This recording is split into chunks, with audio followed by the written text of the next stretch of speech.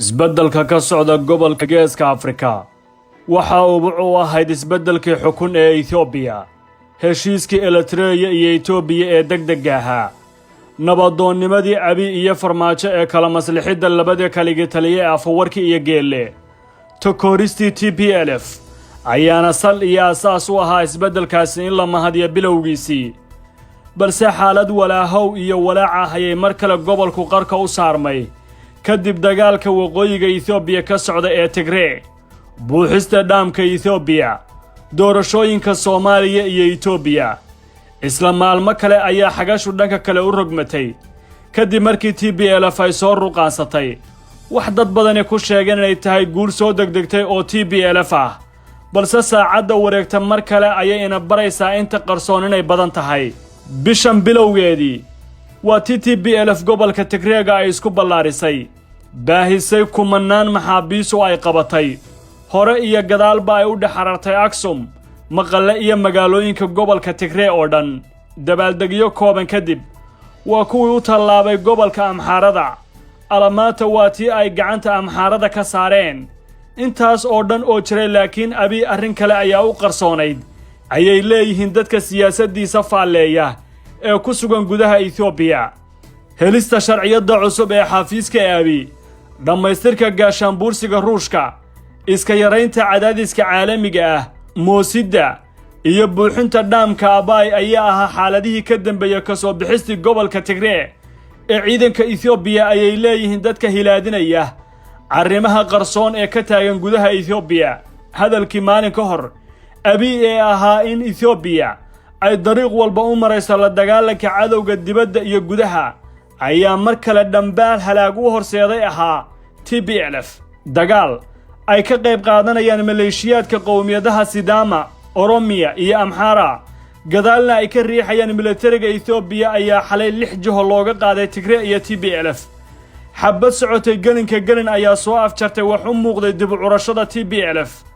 rasaastu way ka talowday seeska gabi ahaan dhulka Amxaarada calamaatana waxaa dhex jibaaxay huwanta isbaacsiga ku haysa Tigrayga dhammaan ciidamada TPlfna waxay u egyihiin inay dib ugu laabanayaan buuraha waaweyn ee maqalle jugta dhawaaqa lixilaha iyo liishaanka gantaalka waxaan hayn lagama soo sheegin dhulka Tigrayga gaar ahaan xuduudda koonfureed ee maalmo ka hor ay soo galeen wax ka yar 25 saac ayay u egtahay in lagu soo afjaray howlgalka xeeladaysiga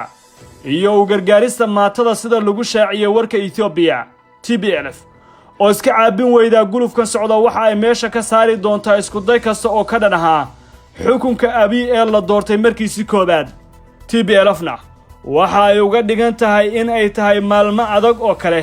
oo ay dhadhamin doonto xoghayayaasha difaaca gudaha ee ismaamulada Sidaamada iyo Oromadu waxa ay wacad ku mareen inaan la dugsan doonin waxa ay ugu yeereen koox argagixiso oo dawladnimada halis ku ah waxay kumanaan ciidankooda gaarka ah mar kale u daabuleen gobolka rabshaduhu halakeeyeen ee Tigray Gadachowrida iyo Gabre Machal ayaa firxadka ciidankooda aanu haynin markan xal maadaama ay ka biyo diideen heshiis wada hadal iyo hubka dhigis hoos loo gaaray furna dariiq aan ahayn in furimaha dagaalka ay baneeyaan kol kalena ay ka soo jamhadeeyaan buuraha xeelada looga soo saaray oo ay adag tahay markan inay nabad ku gaaraan ayay leeyihiin taageerayaasha Abiy laakiin dadka hilaadiya xaaladda Ethiopia waxa ay leeyihiin way adag tahay labada dhinacba inay si degdeg ku gaaraan mar kale guulo waaweyn waliba TPlf markan way adag tahay baaqeeda inay dhageystaan reer galbeedka oo ay ka heleen loobin adag oo siyaasadeed dadka faalaynaya xaaladda Ethiopia waxa ay leeyihiin Ethiopia ma sahlana si fudud inay kaga muquurato mawjadaha waaweyn ee hadda dhexda ay ka joogto Abiy oo mar kale xukunka u helay marmarsiyo iyo dib u doorashana waxa uu doonayaa inuu isku caleemo saaro boqorka Ethiopia oo aysan jirin cid xukunkiisa ka hor imaan karta ugu yaraanba Allah ka dhigay ma jeceshahay inaad barato quraanka kariimka ah iyo culumta shariicada ugu kaalay markaska